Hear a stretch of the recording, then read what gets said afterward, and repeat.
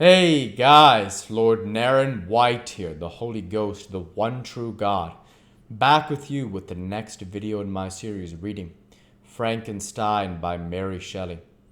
Without further ado, returning to Frankenstein as read by Lord Naren White. Great God!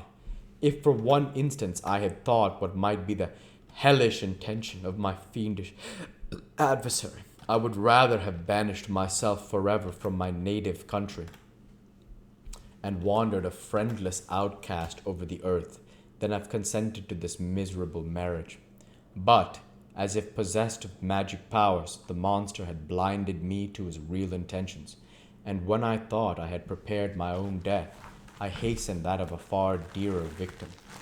As the period fixed for our marriage drew nearer, whether from cowardice or a prophetic feeling, I felt my heart sink within me.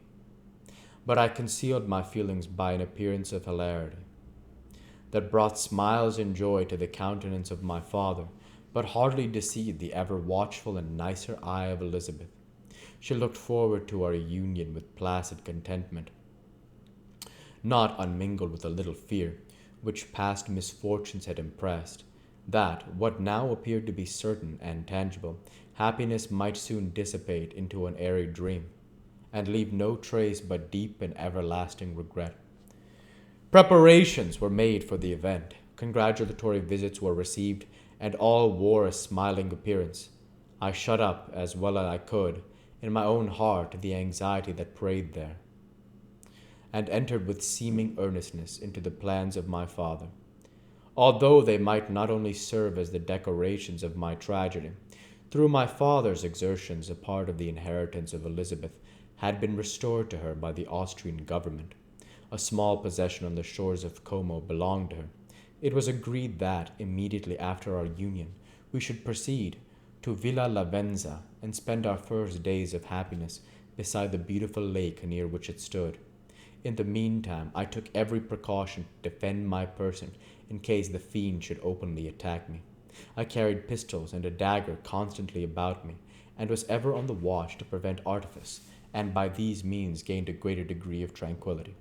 Indeed, as the period approached, the threat appeared more as a delusion, not to be regarded as worthy to disturb my peace, while the happiness I hoped for in my marriage wore a greater appearance of certainty, as the day fixed for its solemnization drew nearer, and I heard it continually spoken of as an occurrence which no accident could possibly prevent. Elizabeth seemed happy. My tranquil demeanor contributed greatly to calm her mind, but on the day that she was to fulfill my wishes and my destiny, she was melancholy, and a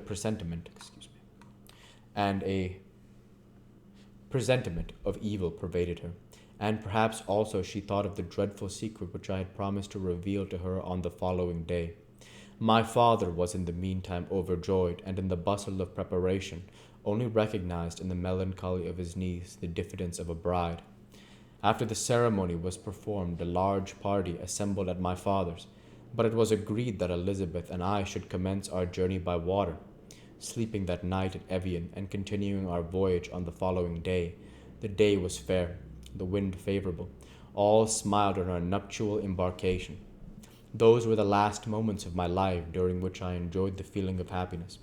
We passed rapidly along. The sun was hot, but we were sheltered from its rays by a kind of canopy, while we enjoyed the beauty of the scene. Sometimes on one side of the lake, where we saw Mont Salive, the pleasant banks of Montalegre, and at a distance surmounting all, the beautiful Mont Blanc, and the assemblage of snowy mountains that in vain endeavored to emulate her, sometimes coasting the opposite banks. We saw the mighty Jura opposing its dark side to the ambition that would quit its native country, and an almost insurmountable barrier to the invader who should wish to enslave it. I took the hand of Elizabeth. "You are sorrowful, my love. Ah, if you knew what I have suffered, and what I may yet endure, you would endeavor to let me taste the quiet and freedom from despair that this one day at least permits me to enjoy." "Be happy, my dear Victor," replied Elizabeth. "There is, I hope, nothing to distress you, and be assured that if a lively joy is not painted in my face, my heart is contented. Something whispers to me not to depend too much on the prospect that is open before us. But I will not listen to such a sinister voice. Observe how fast we move along, and how the clouds, which sometimes obscure and sometimes rise above the dome of Mont Blanc, render this scene of beauty still more interesting. Look also at the innumerable fish that are swimming in the clear waters, where we can distinguish every pebble that lies at the bottom. What a divine day! How happy and serene all nature appears. Thus Elizabeth endeavored to divert her thoughts and mind from all reflection upon melancholy subjects, but her temper was fluctuating.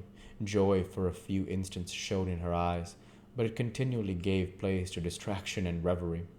The sun sank lower in the heavens. We passed the river Drance and observed its path through the chasms of the higher and the glens of the lower hills. The Alps here came closer to the lake when we approached the amphitheatre of mountains which forms its eastern boundary. The spire of Evian showed under the woods that surrounded it, and the range of mountain above mountain by which it was overhung. The wind, which had hitherto carried us along with amazing rapidity, sank at the sunset to a light breeze.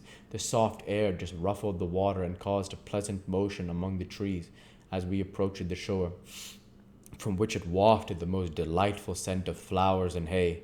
The sun sank beneath the horizon as we landed, and as I touched the shore I felt those cares and fears revive which soon were to clasp me and cling to me forever. Chapter 23. It was 8 o'clock when we landed. We walked a short time on the shore, enjoying the transitory light, and then returned to the inn and contemplated the lovely scene of waters, woods, and mountains, obscured in darkness, yet still displaying their black outlines. The wind, which had fallen in the south, now rose with great violence in the west. The moon had reached her summit in the heavens, and was beginning to descend. The clouds swept across it swifter than the flight of the vulture and dimmed her rays, while the lake reflected the scene of the busy heavens, rendered still busier by the restless waves that were beginning to rise. Suddenly a heavy storm of rain descended. I had been calm during the day, but so soon as night obscured the shapes of objects, 1,000 fears arose in my mind. I was anxious and watchful, while my right hand grabbed a pistol which was hidden in my bosom. Every sound terrified me, but I resolved that I would sell my life dearly, and not shrink from the conflict until my own life or that of my adversary was extinguished. Elizabeth observed my agitation for some time in timid and fearful silence, but there was something in my glance which communicated terror to her, and trembling, she asked, "What is it that agitates you, my dear Victor? What is it that you fear?" "Oh, peace, peace, my love," replied I. "This night, and all will be safe, but this night is dreadful, very dreadful." I passed an hour in this state of mind, when I suddenly reflected how fearful the combat which I momentarily expected would be to my wife, and I earnestly entreated her to retire, resolving not to join her until I had obtained some knowledge as to the situation of my enemy. She left me, and I continued some time walking up and down the passages of the house, and inspecting every corner that might afford a retreat to my adversary. But I discovered no trace of him, and was beginning to conjecture that some fortunate chance had intervened to prevent the execution of his menaces, when suddenly I heard a shrill and dreadful scream. It came from the room into which Elizabeth had retired.